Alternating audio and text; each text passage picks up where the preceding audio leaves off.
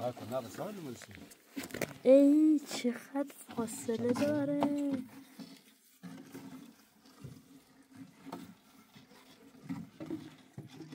چای آب عشایره.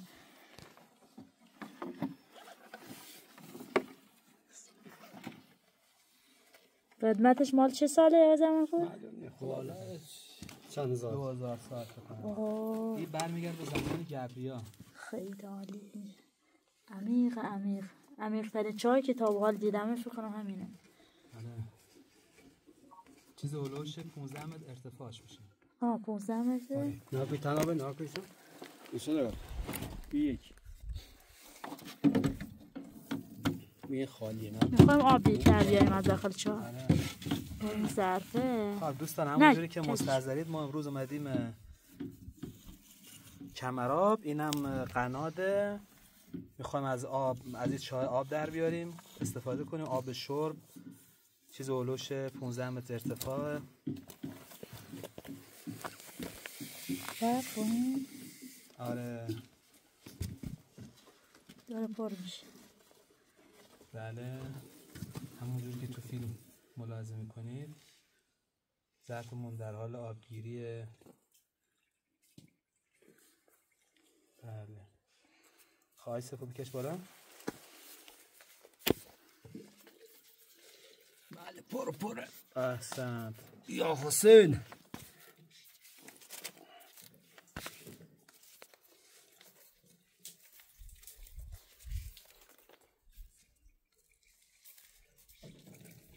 دوستان این چیز اولوش 2500 سال قدمت داره. تمام اشایر این منطقه از این آب استفاده بکنن. اینم از آب پاک تمیز گوارا. آب تمیز. آره بله. خب آب میکشن میریزن داخل سنگا برای گله برای گوسفندا. آره هرشان آره داره میریزن. خب بریز داخلش. کاری که آقای سفپور داره انجام میده دقیقاً برای گوسفندام. آره برای گلشه. گلم باید بیان که آب بخوره.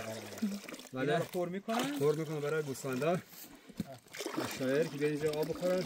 این سنگا هم با در واقع با قلم و اینا در آورده. با چکش قلم چکش. آره با قلم و چکش در آورده. خیلی جالب.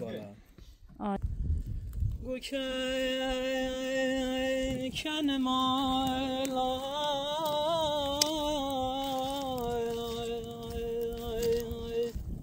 ای بیدار ای و دلم رد بابا سون آخه بیا بریم زال بزنیم ای بیدادم ای جوارگه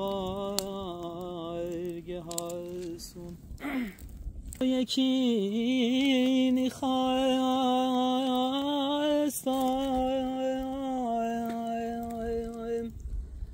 آخه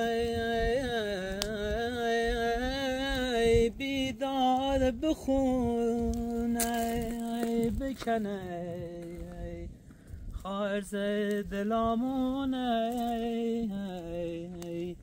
ای بیدادم ای گل به جایس بنشونه لید خورم 7 سال چوبونم ببندیم به قرقره مشقی ندونم من دلی وای شیر علی مردم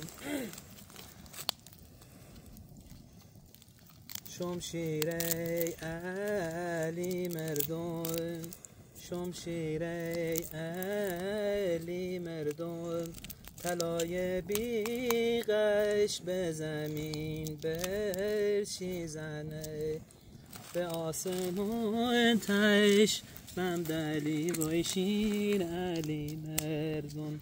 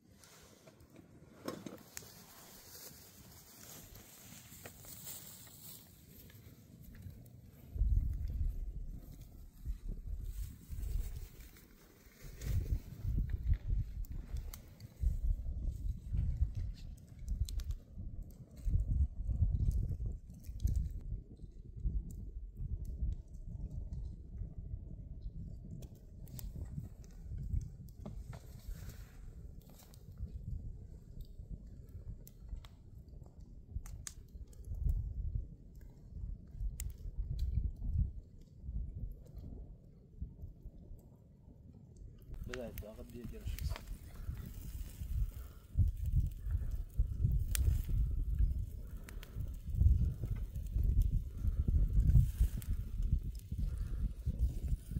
كم شو مرة.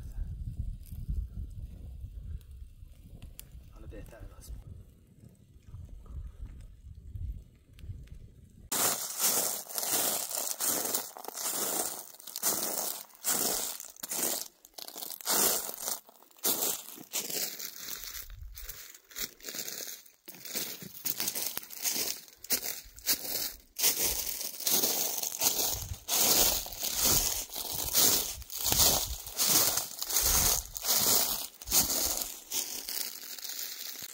این هم بلوط ما بختیاری ها.